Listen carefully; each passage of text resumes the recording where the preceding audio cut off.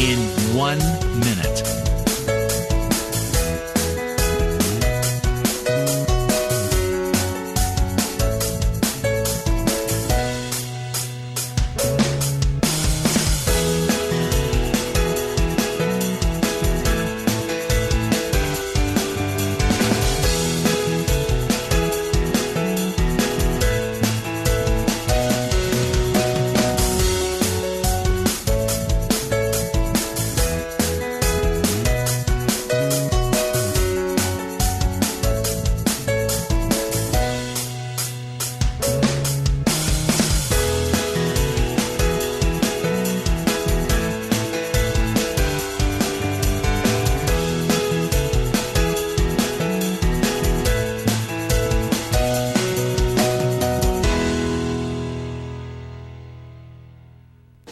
Welcome to Lynn Cullen Live at pghcitypaper.com. Email your questions and comments to Lynn at pghcitypaper.com.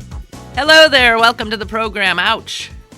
Somebody tell that woman to tone her voice down a little. I guess that's my hello.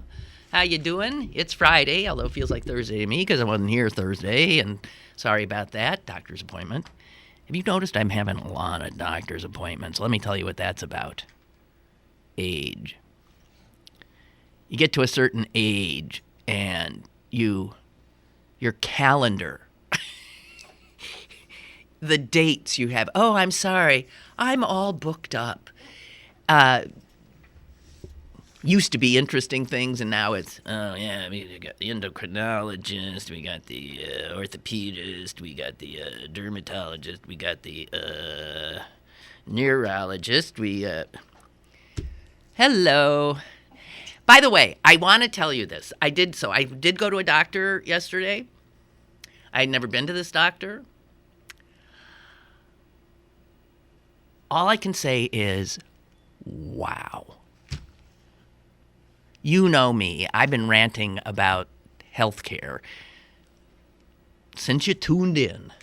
So if that was in 1981, I wasn't complaining as much as I am now. I have to tell you, this was such a throwback doctor's visit. I came in, you know how you dread that first, all right, hand over your insurance cards. That's the first thing that, have your insurance cards, please. All right. And then you wait for them to hand you a stack of papers this big that you're supposed to fill out, telling them more about yourself than you even know. I mean, I end up thinking, I don't know. Family history stuff. How many ounces of booze do you drink in a week? Yeah, I left it blank. It seems intrusive. Jeez. So, and then the HIPAA stuff, and then every disease. You know, when you're check whichever affliction you have. Now, I suppose some of you smug types go in there and go,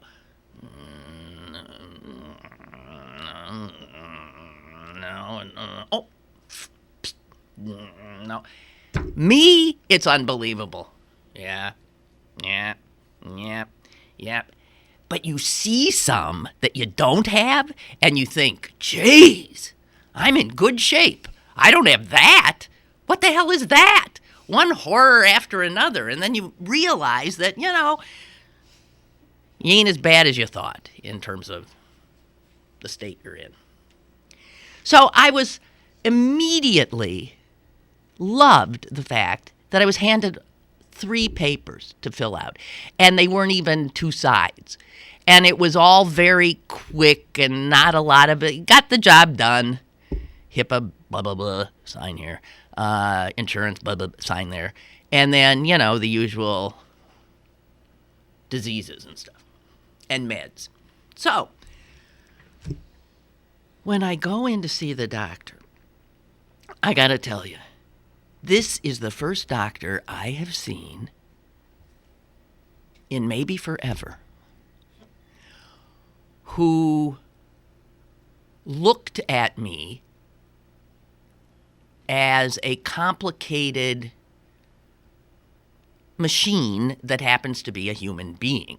And all of those aspects are important. The human being part, even though I was there, I'll tell you the specialty. It was a dermatologist, okay? I have never had such a thorough, she says, I want to just start by, let's get the whole of you. And I thought, oh my God. So it was the exact kind of questions about, you don't get it anymore. And then I realized something was really wrong with this. Not only was this seem like I was in a time machine, and all of a sudden there was an actual doctor talking to me like a real human being and not just a specific, a gallbladder or a shoulder or an endocrine system, but in all my complexity. And I realized she was looking at me the whole time. She was engaged with me. And here's the thing that will blow your mind. There was no computer in the room. No one, the nurse before, nor her. And I said to her, my God, there's no computer! And she said, oh, are you missing it? And she turned her back to me. She turned her back to me and said, and so what else are we? And that, how many times you go to a doctor now, and that's what they got their back to you and they're inputting. Jeez. So she was such a wondrous, real doc. And we talked a little bit, and of course, she's in constant trouble with the insurance companies because she sees half the number of patients they want her to see. Because, guess what? She actually spends time with each patient, understanding them as the complex being they are, which can impact, the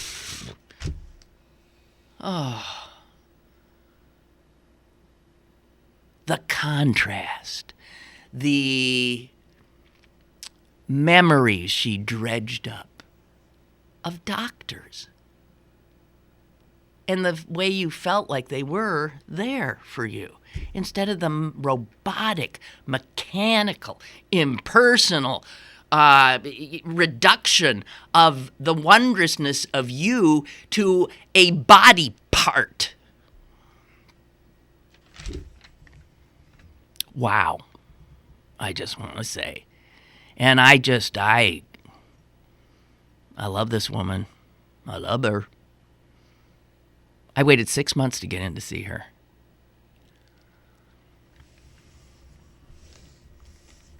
Wow. She said, I know, I'm a dinosaur. I said, God. Let's hear it for the dinosaurs. Sometimes progress means turn around and go back. Because whatever this is we're hurtling into in terms of healthcare is so increasingly impersonal. It is reducing us to something less than human. But then, you know how I feel about that. We're making ourselves less than human, too. Okay, enough about my doctor's visit. I was on a high when I left there. That was the most, real human. And lest you think this retro office of hers doesn't engage in technology. Yes, it does. Because she has a thing where, remember, she's a dermatologist. You see something, let's say, on your hand, and it scares you. God, what's that? Oh, my dear. And you realize, I got to get to a dermatologist. But you try making an appointment with a dermatologist lately, you can't get in. So I'm supposed to sit here and let this thing grow and kill me? It's probably cancer. What she has is, you take a picture of it on your phone, and you send it to her, and she looks at it, and you get an answer in 24 hours.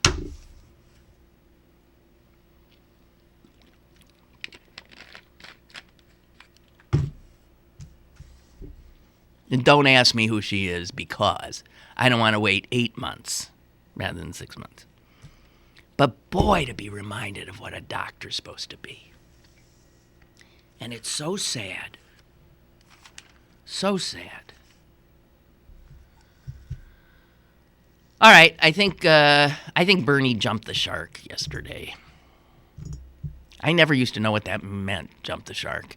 And then I understood it was from a Happy Days script, right? The Fonz jumped the shark, and it was considered what? Just a little too much, even for that. Is that what it is? So it's like, sorry, you went too far. It is an absurdity to utter. And then to double down on, which he's done today, the contention that Hillary Clinton is not qualified to be the president of the United States. Bernie, you can't. I don't care. You cannot stand with that. And what you're also doing by saying what is clearly not true and then standing with it is you're creating an environment in which it'll be much more difficult for the Democrats, once we nominate somebody, to unite, to get your passionate people on board if, in fact, it turns out you are not the nominee. If you are schooling them that she is not qualified, that she is merely a hack for Wall Street and all this, I understand it's a campaign, but not qualified? And Bernie, you keep saying you're being Trumpish in this because my understanding is that you also said she started it. One of the nice things about the Democratic side of this cacophonous nomination process this year has been that the Democrats have comported themselves like grown-ups, more or less. But she started it, and then when you look, no, she really didn't. She was being peppered with questions, somebody trying to pull out of her a real negative about you, Bernie, and she was really resisting, and she did say maybe you hadn't done your homework, is what she said, which is not saying you are unqualified. And yet you're now saying, she said I was unqualified, and I say you're unqualified. And you see where this goes. Nowhere good. So he's doubling down on it, and it's unfortunate. Come on. Elevation. Let's go up. And let's say, look, it's been a long slog. We're all tired, and people say things. Yeah. If there is no more qualified a person in this race on either side of the ticket, without a doubt. If you were to put out, let's put everybody's resumes up, and then put, what is the job that we're trying to fill here? Okay, there is no resume that more clearly fits than Hillary Rodham Clinton's. Not qualified. I mean, you might as well have said, the sun rises in the west. I mean, it's incorrect on its face, and everybody knows it, okay? And then to stick with it. Come on, Bern. I like you. But I think you need a nap.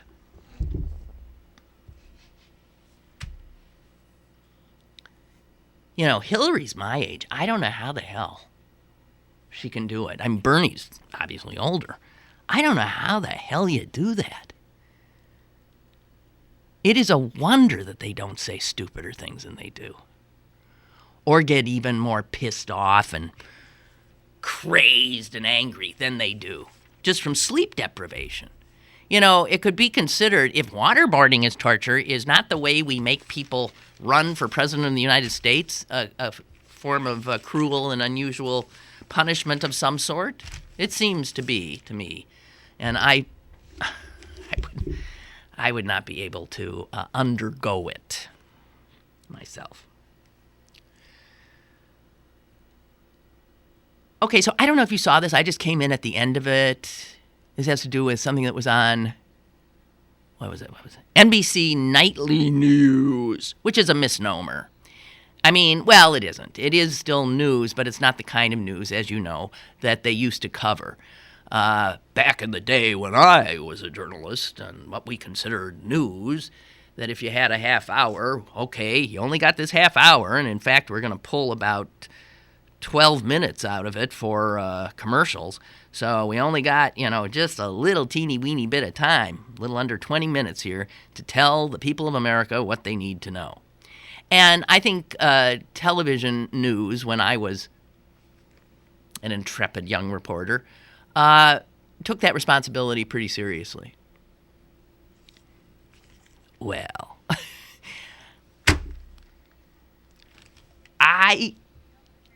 this wasn't even the last story. I could see this maybe being the last story, but it wasn't. I don't think it was the last story. But I'll tell you what it was. It was riveting. I even called my son into the room. Hey, come see this.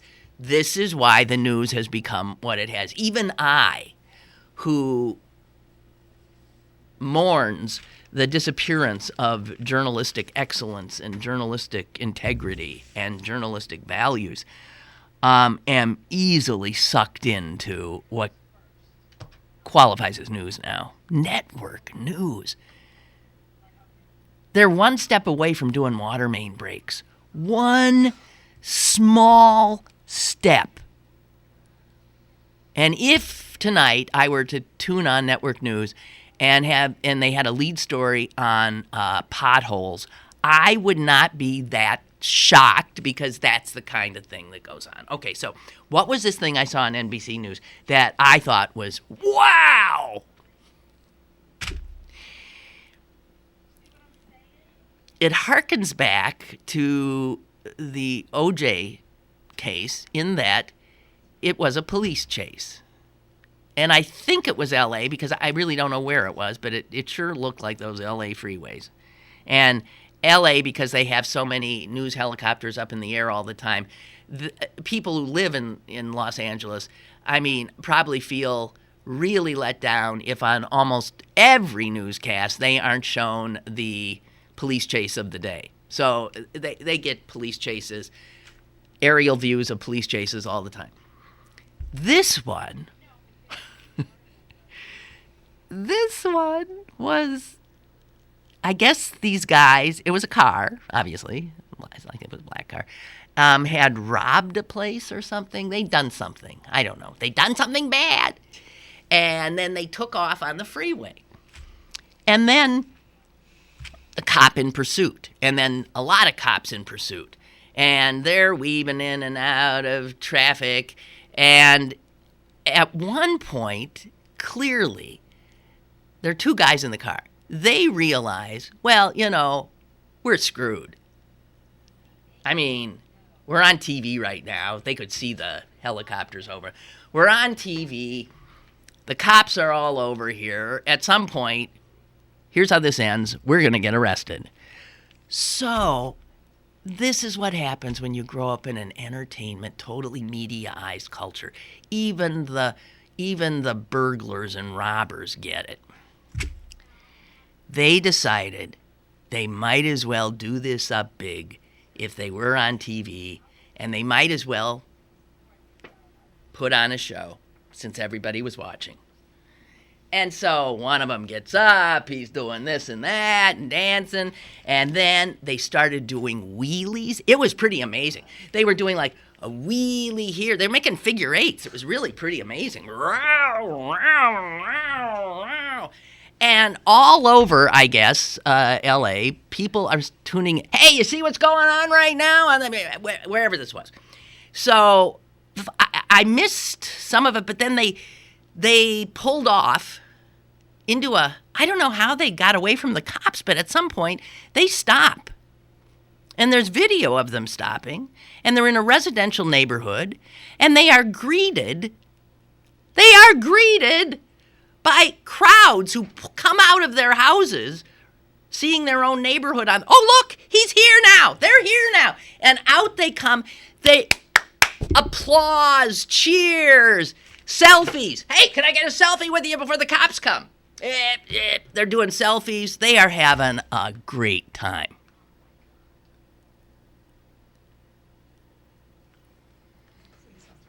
And I have to say, I mean, I really don't know how the cops lost them long enough. So, because obviously the cops then show up and take them out. Not take them out, but I'm sure treated them very well, seeing as everybody was watching.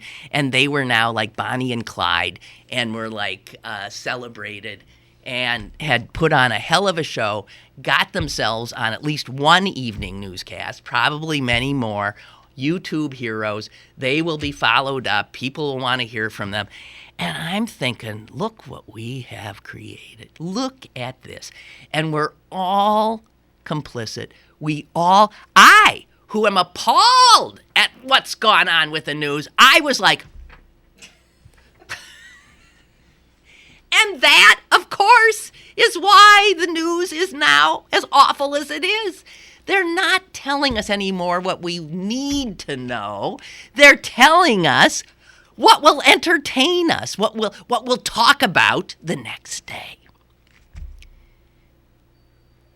Did you see what Putin said about Afghanistan? That's not what people talk about the next day. Did you see that amazing, that crazy car chase? Where the guys were heroes before the cops even caught them.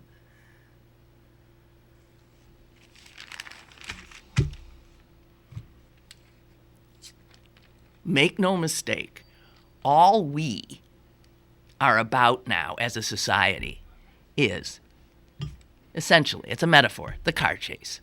We are. I used to think, God, we used to be citizens, then they took that away from us, and we became consumers. Now, I know my job. My job is to consume. And now, we are still consumers, but we're spectators, which is a form of consumer. We are watching, being entertained. And speaking of that, another thing in the news, this is the local news, UPMC and the Steelers and all these coaches and guys from high school sat and listened to doctors and Mike Tomlin and talk about concussions and how to deal with them. And this was played up big on the local news. And it's clearly, this is an NFL-inspired effort to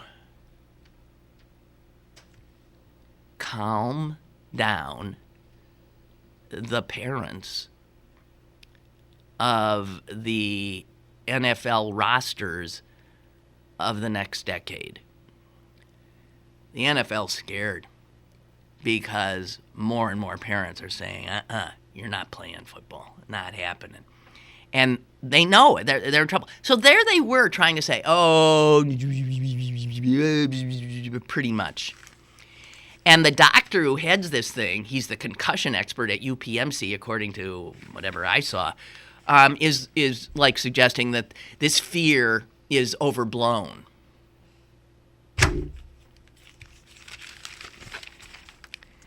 Meanwhile, on the sports pages, A.J. Tarpley, a linebacker with the Buffalo Bills, said yesterday, actually Wednesday, that he's retiring at 23. He played 1 year. He got his third and fourth concussions last season, and he said, that's it. I'm out. Quote, this decision is the hardest I've made, but after much research and contemplation, I believe it's what is best for me. And he's hardly alone. He was a linebacker. Another linebacker left the 49ers after just one season, as I think you know. So these younger guys who've spent all this time being the best of the best, high school, college, and finally get their dream in the pros, and they're walking away from the celebrity, from the thrill, from the money, because they don't want to end up like so many have. So many. With brains that look like Swiss cheese. Like, there was a Green Bay Packer I loved, and this is way back in the Lombardi days. In fact, he was, I think, was he the MVP? No, in Super Bowl I. I don't think he was the MVP, but he might have been. Willie Wood. Great guy, too. He's alive. He doesn't even know he played in that game. They tell him, Willie, look, here's a picture of you. That was the most incredible play in that game. Okay, so I'm just saying. Meanwhile, NFL Commissioner Roger Goodell was defending the sport and saying, if I had a son, I'd love to have him play the game of football. There's risk in life. There's risk in sitting on the couch. Yeah, Roger. Roger that. But, jeez. Oh, man. Anybody out there? They are? Oh, yeah. Okay. You are. Okay. It's just you're so quiet. It's okay. It's okay. I just all of a sudden thought, I feel like a crazy lady talking so animatedly to myself.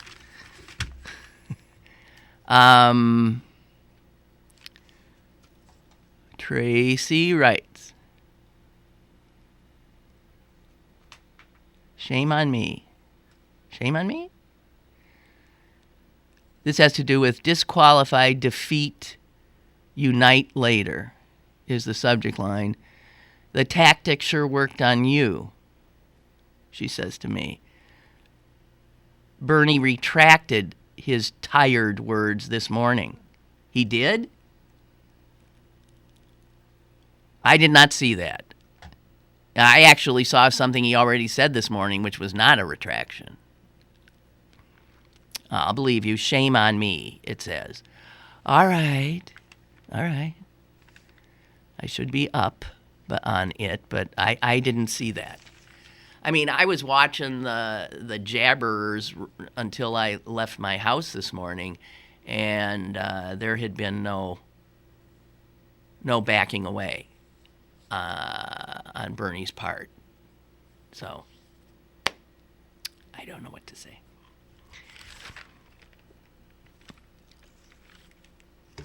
Have you hear what's going on with the Indiana governor?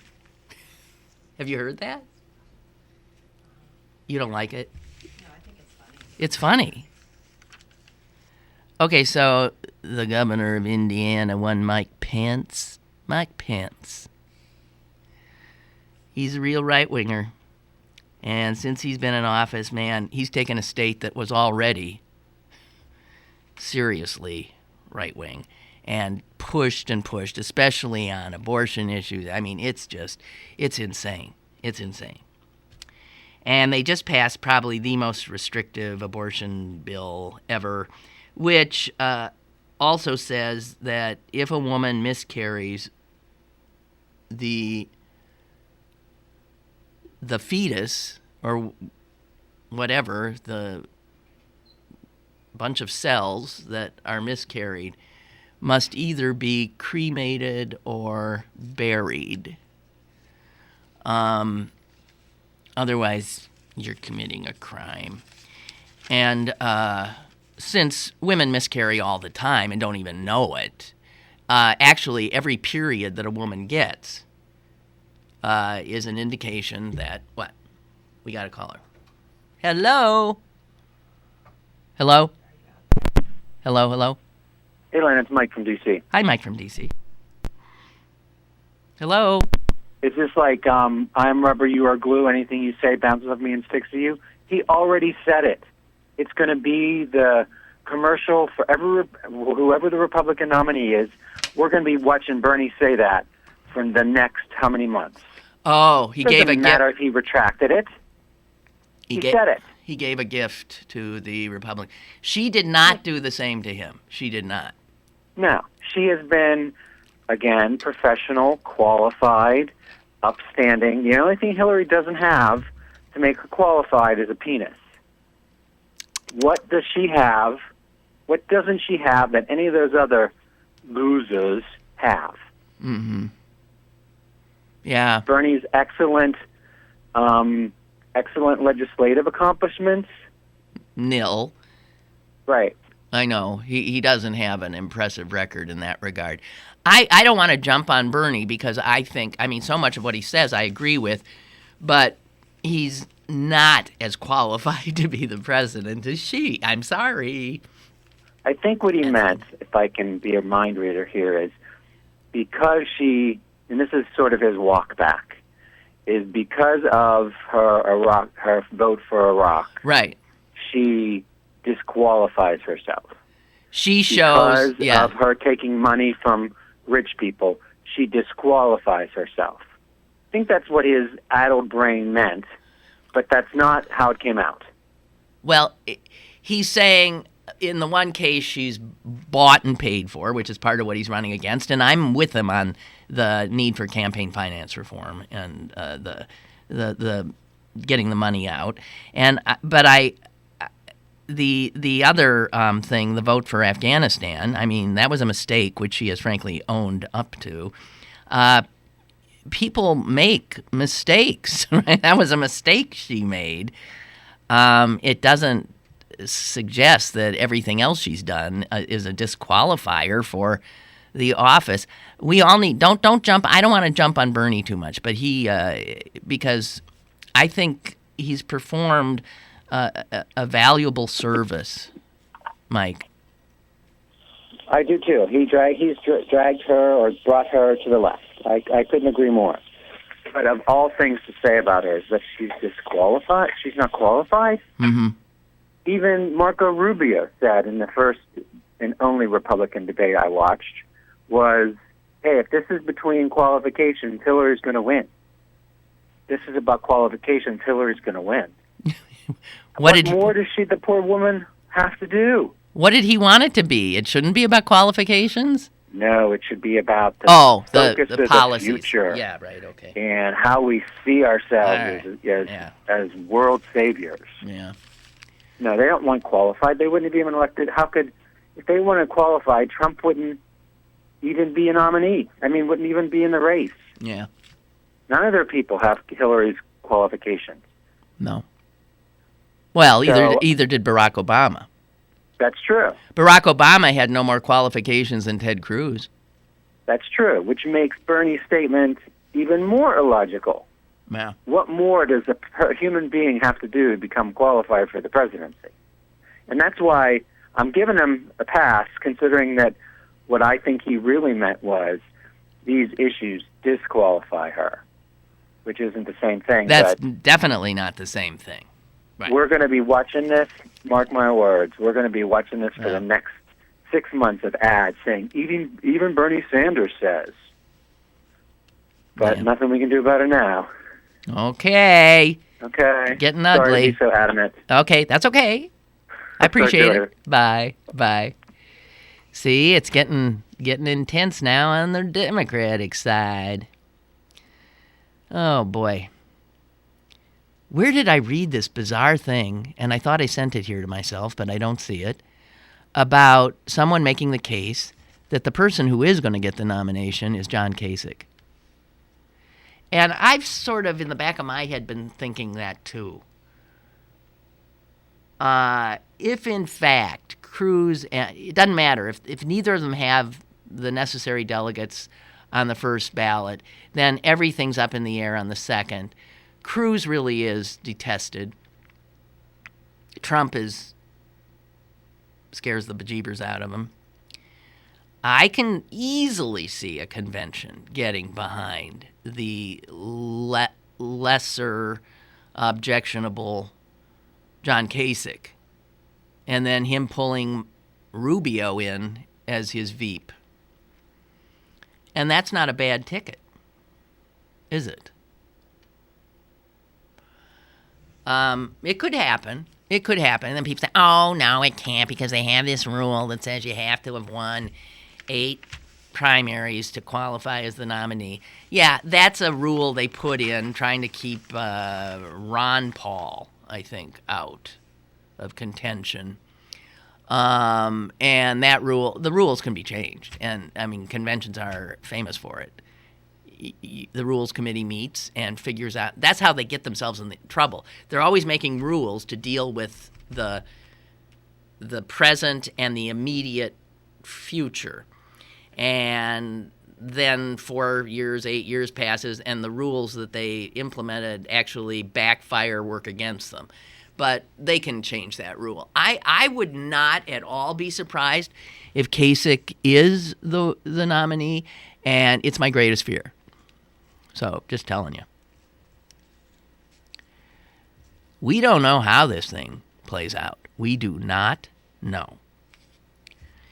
Henri went to the Pirate game the other night. The wooing is back in full force, and I can't take it, he says.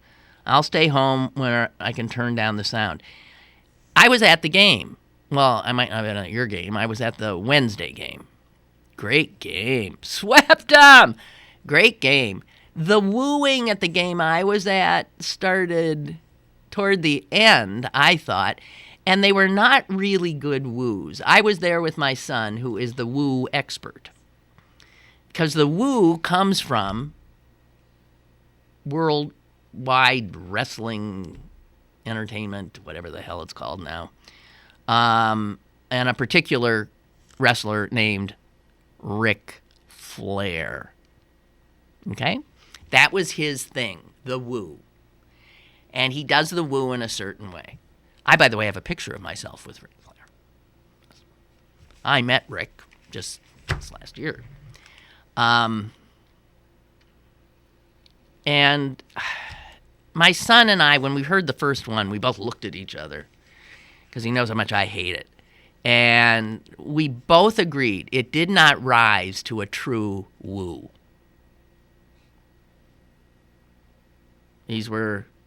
But it was troubling nonetheless. They were high-pitched and definite wooing attempts by, it can't be more than 2 or 3 young males.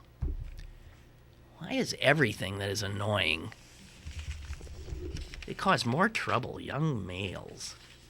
Anyway, so the women of Indiana are calling, there's a concerted effort to call the governor's office to inform him when they get their periods, because he seems so unbelievably interested, I guess, in their anatomy, that they've been tweeting, and it's all over. And there's actually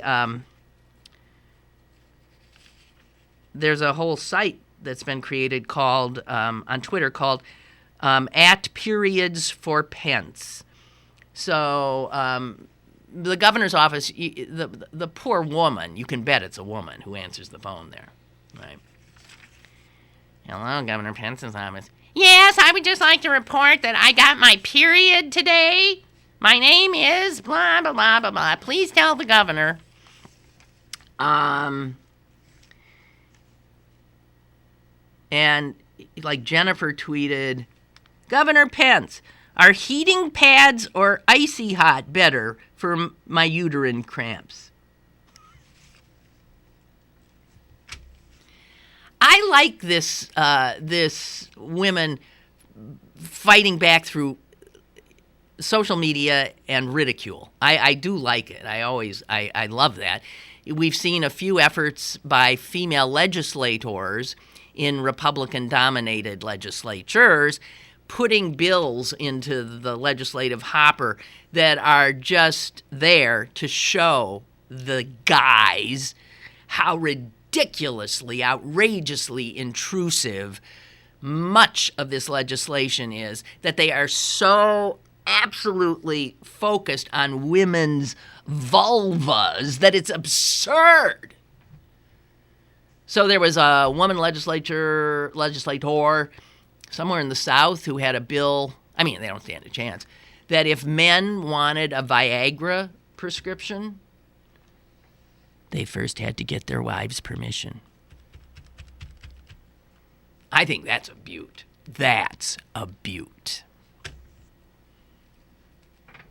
And there are others would just say to the guy, hey, think about this for a little while, huh? Think about this. How would you like it? Huh? So anyway, I'm on two boards, Planned Parenthood and the ACLU.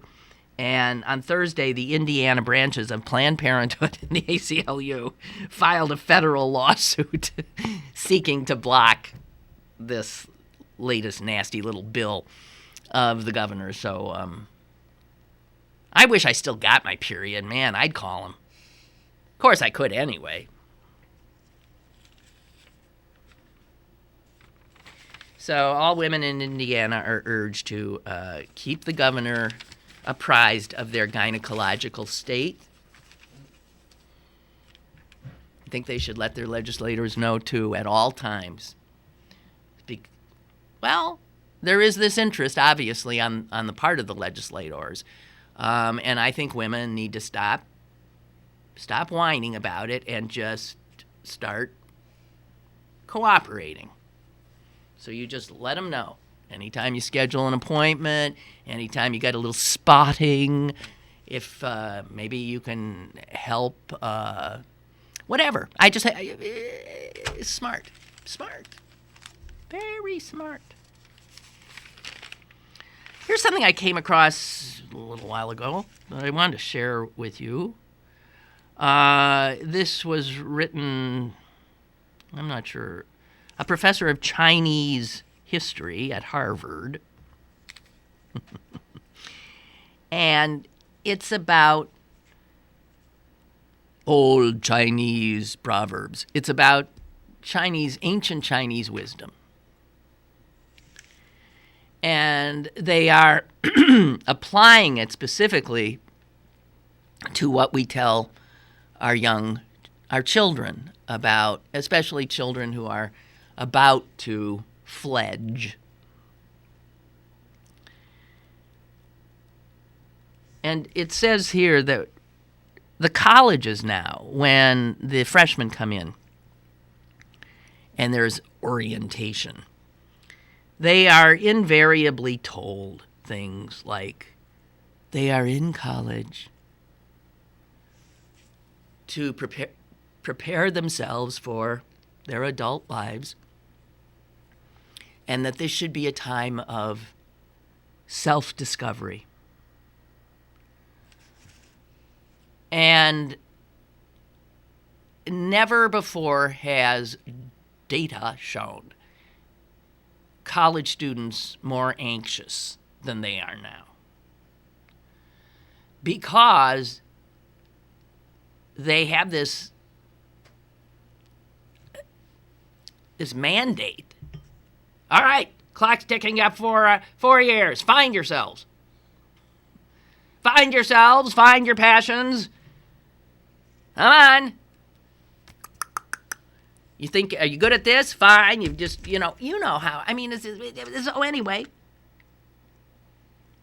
They have quotes in this article from anxious students. I've done lots of extracurriculars. I've taken a variety of courses, but I still can't figure out who I am and what I want to do.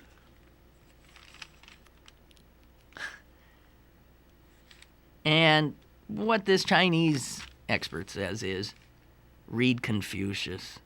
Read other Chinese thinkers. These are great thinkers, because you will then recognize that what passes for wisdom in 2016 America, this idea of self-discovery and self-acceptance, has in fact screwed you up. According to Confucius and other Chinese philosophers, we should not waste time looking for ourselves. We should not waste time embracing ourselves. Because there is no self, static self, in the first place. Sort of back to my doctor rant. Confucius understood that human beings are complex, messy, multidimensional creatures, a jumble of conflicting emotions and abilities and talents, and they're living in an equally chaotic, ever-changing world. So you have the individual changing and complicated, living in this changing and complicated universe, and this idea that you can find yourself and define yourself as one thing is nuts. You bet it'll make you anxious. I'm going to suggest, I don't think Confucius said it, but he might have. Go with the flow, just live. Live and experience the glorious mess that is our lives, our world, and relax.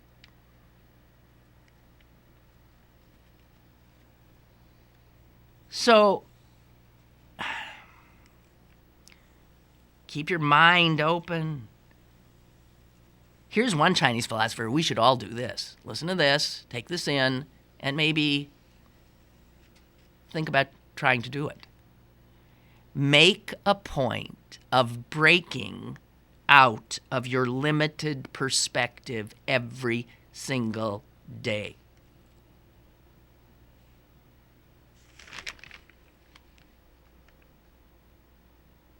Make a point of getting outside your comfort zone, the way you look at things. Most of us do not. Most of us do not. And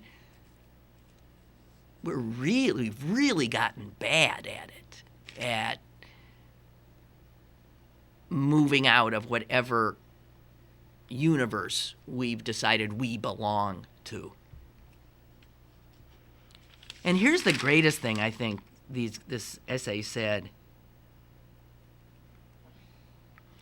The subversive lessons of Chinese philosophy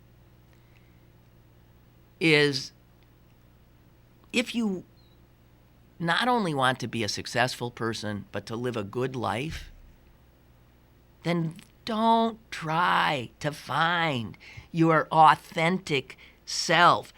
Don't be confined by what you're good at. Don't be confined even by what you love. Let her rip. Stay open all the time. I think wise words. Wouldn't find that in any fortune cookie these days. Dorothea writes, Hillary may be the most qualified, but I think both Hillary and Bernie are qualified. I'll take either. The Republican Party doesn't want Trump nominated, not because he's an idiot, but because he won't fall in line like the puppet they need him to be. On CNN, they asked the RNC chairman, Reince Priebus, if he was prepared for a contested convention. He said they'd been preparing for that for over a year. That'll be the best reality show this summer. Yeah. We'll see. Yep.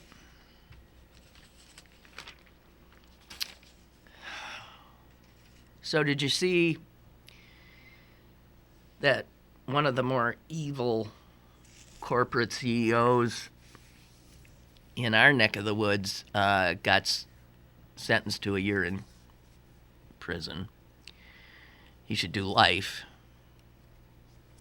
He essentially is responsible for killing, is it 29 was it 29 men who died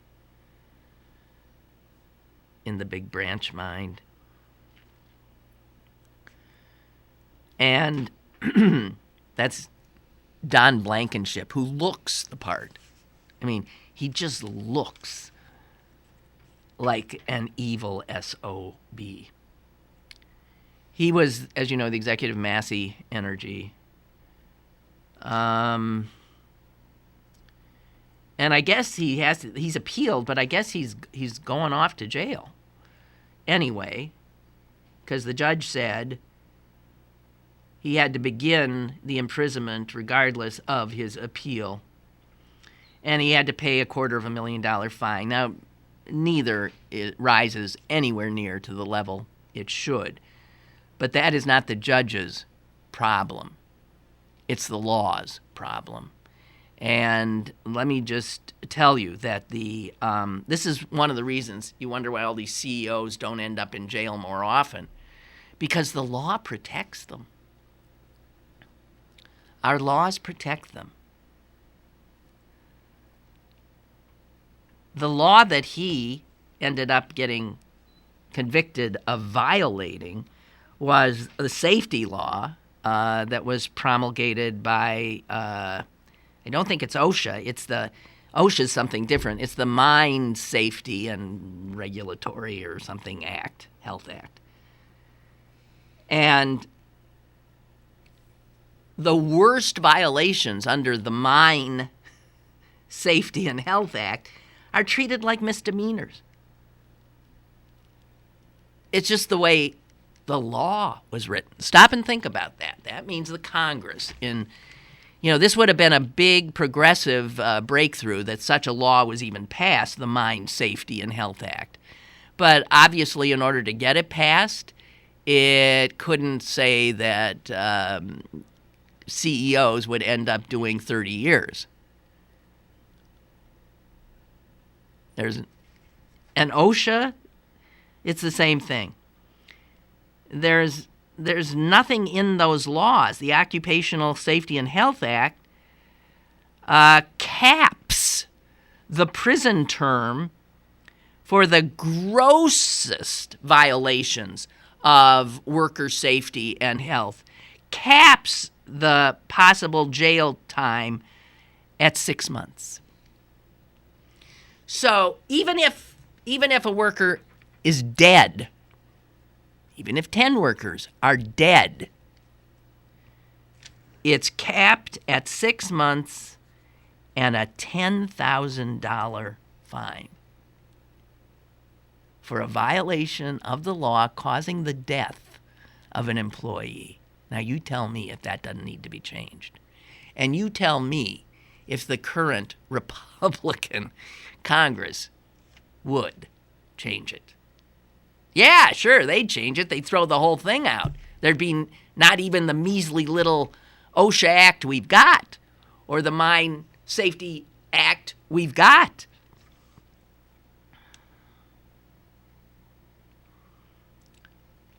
Blankenship killed all of those miners, 29, bang. He killed them as if he blew their brains out one by one, all by himself, because he... And the jurors, I don't know if you saw this, the jurors were never told of all the charges against him which ones carried the biggest penalties. They had not a clue.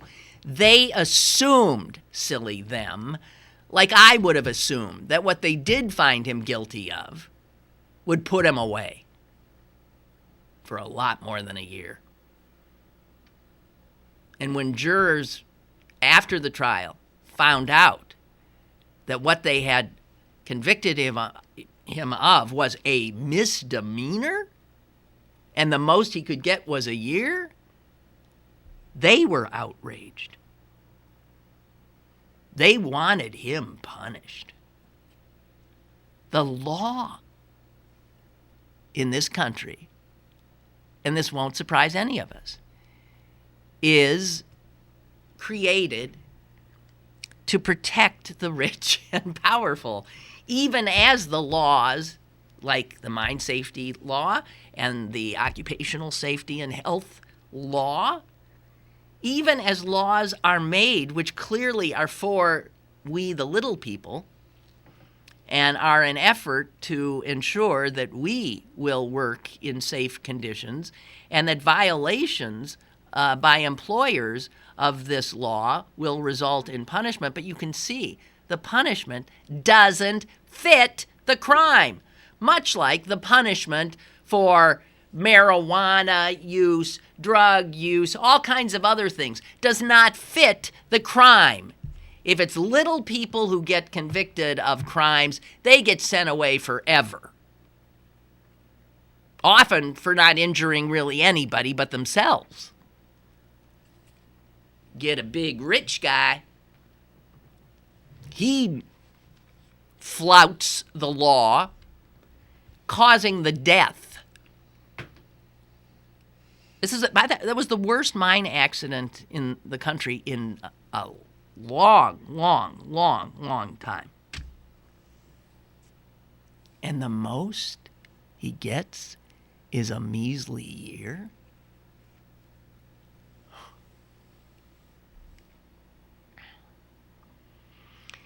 If you made those sentences, do you think other CEOs are quaking in their boots because they saw Blankenship got a year in prison? If Blankenship got life in prison, I bet mines would get safer overnight. I bet oil rigs would get safer overnight. Think of all the manufacturing disasters, that plant that blew up in Texas. You remember that? Did anybody go to jail?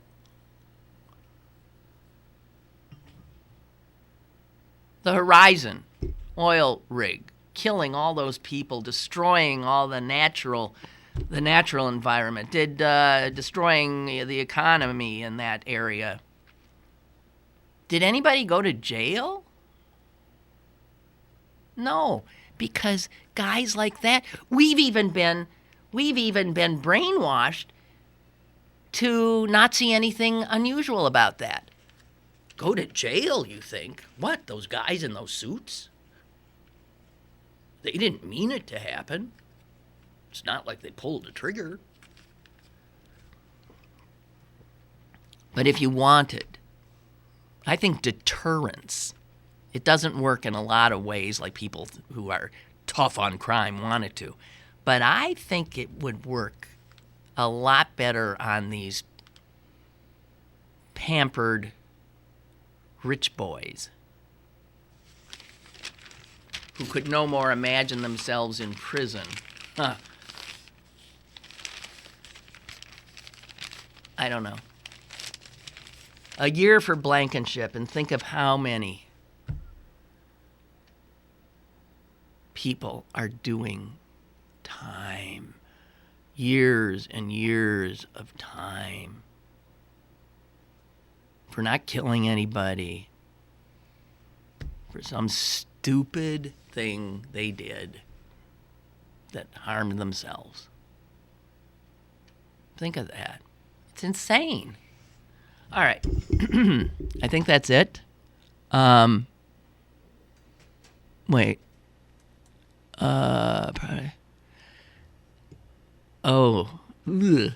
Lynn, Donna writes, at the risk of being gross, I think the women should send their pads, tampons, whatever, to the governor. So he can bury them.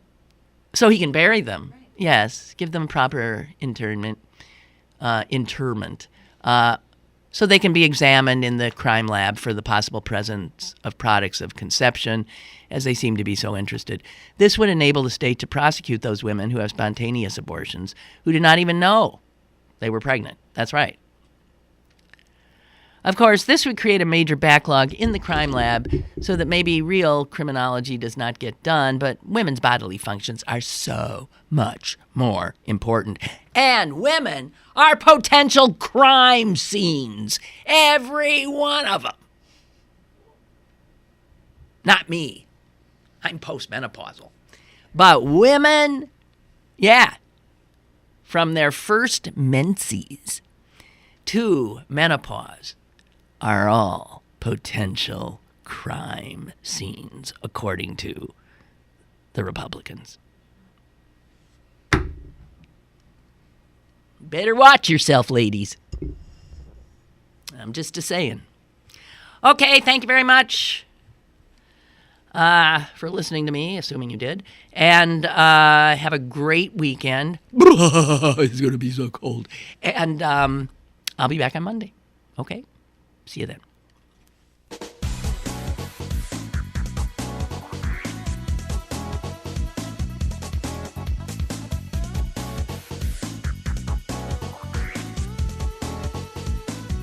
Lynn Cullen Live, Monday through Friday from 10 a.m. to 11 a.m. and archived at pghcitypaper.com. The opinions expressed on Lynn Cullen Live are those of the host and do not necessarily reflect the viewpoints of Pittsburgh City Paper, Steel City Media, and its advertisers.